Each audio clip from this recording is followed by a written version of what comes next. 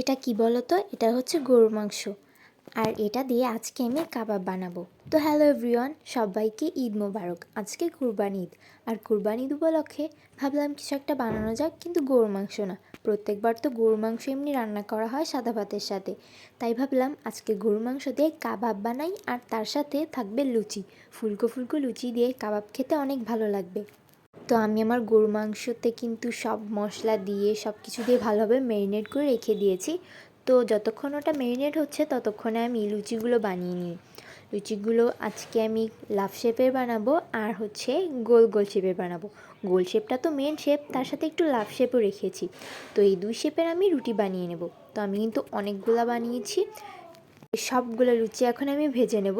আর এখানে কিন্তু আমার কাবাবের যে মশলা ওইটাও আমি রেডি করে নিয়েছি, আর কাবাবটাও অনেক ভালোভাবে ম্যারিনেট হয়ে গিয়েছে।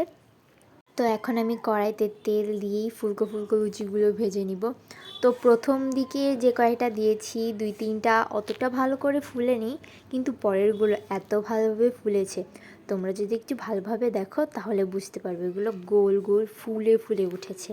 আমি তো কুরবানি ঈদ উপলক্ষে গরু মাংসের কাবাব আর তার সাথে লুচি করছি। তোমরা কি কি করছো এটা কিন্তু কমেন্টে অবশ্যই জানিও। তো এই দেখো কত ভালোভাবে এই লুচিগুলো ফুলছে। তো আমি তো অনেকগুলাই দেখালাম যে কত ভালোভাবে ফুলেছে। লুচি যেহেতু বানানো শেষ, তাহলে লুচির চ্যাপ্টারটা সাইডে রাখি। এখন কাবাব বানানোর চ্যাপ্টার শুরু করি। কাবাব তো আগে থেকে ম্যারিনেট হয়ে আছে, তো এখন এগুলো শুধু চটপট করে ভেজে ফেলতে হবে। তো এই দেখো কাবাবটা গরম তেল দেওয়ার সাথে সাথেই এটা চটপট করে ফুটতে শুরু করেছিল। তো একটু দূরে থেকে এটা ভাজতে হয়েছে। তো কাবাবের জন্য যে মশলাটা আমি রেডি করেছিলাম ওইটাও আমি উপর দিয়ে দিয়ে দিচ্ছি। এটা মূলত কাবাবের যে মশলা ওইটাই। তো এই হচ্ছে সবগুলা কাবাব কিন্তু রেডি। কাবাব লুচি সব রেডি, এখন হচ্ছে সার্ভ করার পালা। এই গোল গোল ফুলকো ফুলকো লুচির সাথে এই মজাদার কাবাব খেতে এত মজা লেগেছে, তোমাদেরকে আর কী বা বলি। তো তোমরা কী কী বানালে অবশ্যই জানিও। তো সবাইকে বাই বাই।